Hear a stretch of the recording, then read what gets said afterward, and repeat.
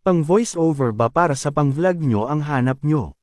Subukan nyo itong BandLab na inyong mada-download sa Play Store.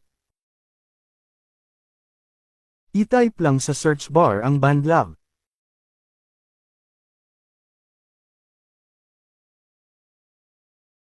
At pagtapos ng i-install ay itap ang open at umpisahan na natin.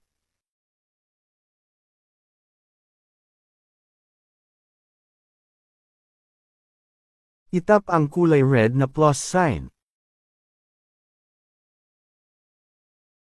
Piliin ang voice audio.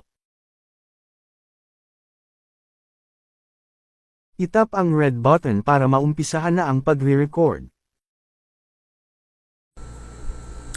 Hello, hello, hello. Dinig niyo yung maingay? Pakinggan nyo.